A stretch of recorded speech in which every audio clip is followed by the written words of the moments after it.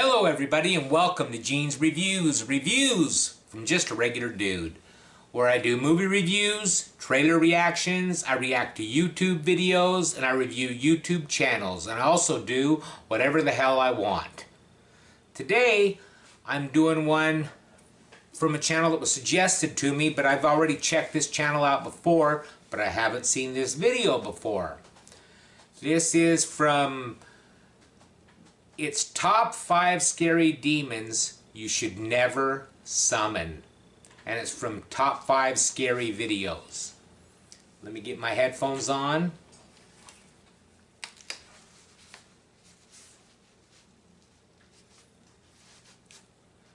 And we'll check this out right now. We all know that messing around with a demon is a fool's game. We've all heard tales of people whose curiosity has gotten the better of them and they've stared too long into the abyss and, inevitably, the abyss has stared back. Now, I've got to go ahead and say this, don't try this at home, ever. But just in case you were curious, we've compiled a list of 5 scary demons that you should never, ever summon. You've been warned. I wouldn't do it, but I'll watch this video. Can't wait to unwrap it. What's going on, guys? It's me, Jack Finch, your host, right here on Top 5 Scary Videos. Today, we're going to be delving into the depths of demonology and take a look at the most sinister, the most devious of demons that you should keep far, far away from. Jumping in at number 5, we have Belial. Belial, whose name in Hebrew literally translates to worthless or yokeless, was canonized as the leader of the Sons of Darkness in the Dead Sea Scrolls. If you didn't know, the Dead Sea Scrolls are an ancient Jewish text discovered in 1947, which are believed to have been written before 400 BC. No shape, I wasn't around in 400 BC, I'm not that old.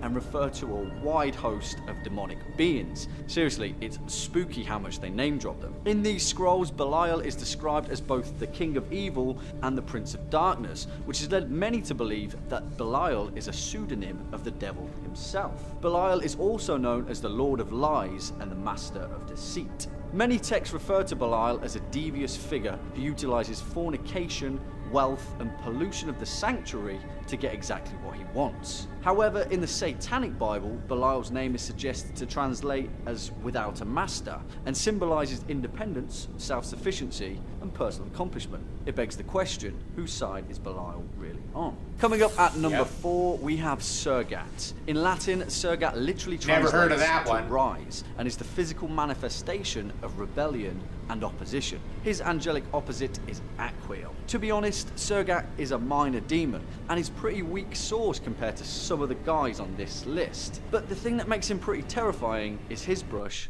with a particular pope. Written between 1150 and 1227, the Grimoire of Honorius was written by Pope Honorius III with the intention of being specifically used by a priest. Pope Honorius was obsessed with the thought of Satan invading the mortal realm, and so began preparing the Catholic Church for a war.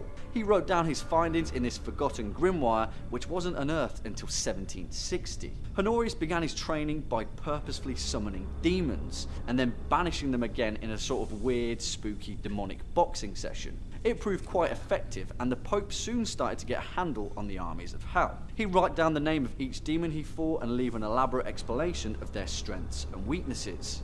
Kind of like a Pokédex, but for demons. That is until he came face to face with Surgat. All that was written in his section of the grimoire was that Surgat is he who opens all locks. That was the last demon that Pope Honorius noted down in his book. Makes you wonder what happened, eh? Next up at number 3, we have the Great Duke of... I think what happened is he just messed with it too much.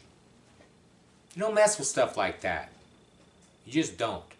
Hell, Berith. Also referred to as Balberith, this guy is a pretty formidable dude. Known in the Infernal Dictionary as the Great Duke of Hell, Berith commands 26 legions of demons and is a pretty big player in the fiery depths below. According to Aleister Crowley's illustrated Goetia, those that attempt to speak with Berith soon learn that he's a formidable liar. Crowley refers to him as speaking with I've never heard of him either. voice and is a liar when not answering questions. To speak with Berith, the conjurer must wear a silver ring and hold it clearly to their face in respect to the Great Duke.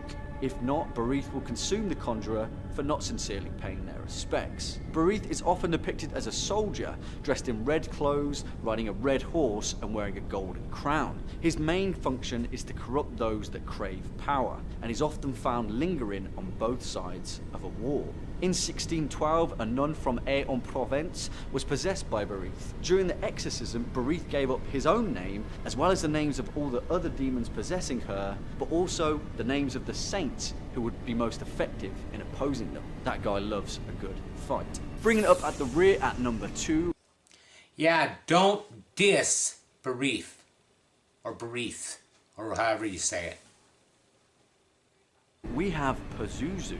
Dating back to ancient Mesopotamia, Pazuzu is the king of the demons of the wind. He is the bearer of storms and the bringer of drought, and is often depicted with the body of a man, the head of a dog, and the talons of an eagle.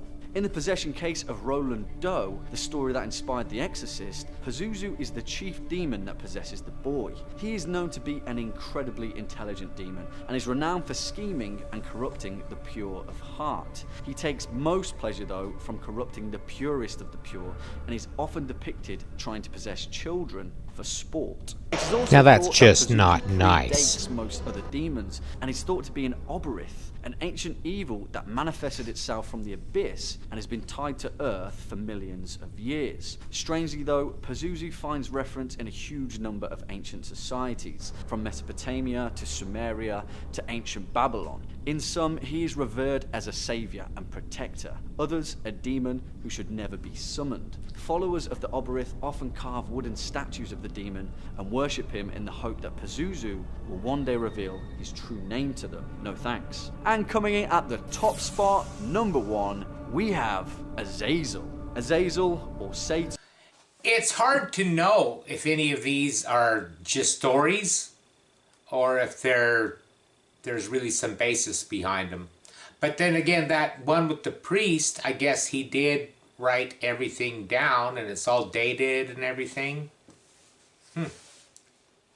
Or Lucifer, or the devil, or Baphomet. You know this guy. He's the king of all demonic possession, and he loves nothing more than a group of teenagers standing around a pentagram and beckoning him forward into the mortal realm. The Horn Prince is heavily related to the image of the goat, and we often see him depicted with hooves, horns, and a tail. But this actually has some substance to it. In Abrahamic society, a priest would whisper the prayers of a village into the ears of a goat, and then sacrifice it in the hopes that their prayers would be answers. But in fear of Azazel corrupting the goat, they select an extra goat, often referred to as a scapegoat, and use it as a decoy. But then send it out into the desert, hoping they've wasted a little bit of time for the devil.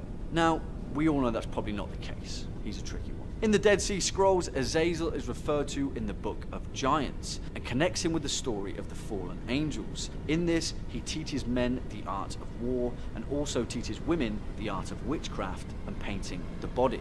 Generally, Azazel pops up in pretty much every possession story ever, and it's probably wiser just to avoid him altogether. Speak of the devil, and the devil shall appear. That's all.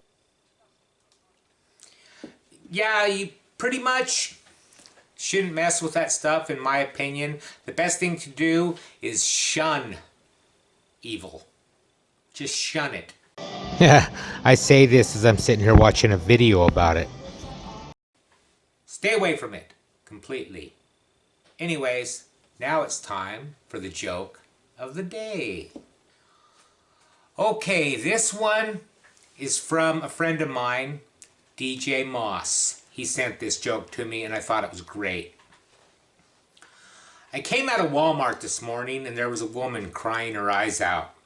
She'd explained that she'd lost all of her cash. I felt so sorry for her that I gave her $50. I don't usually do that kind of thing, but hell, I just found $2,000 in the parking lot.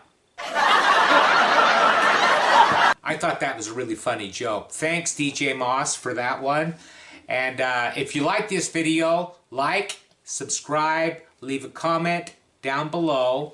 Hashtag Mean Gene, all that fun stuff. And I will see you next time.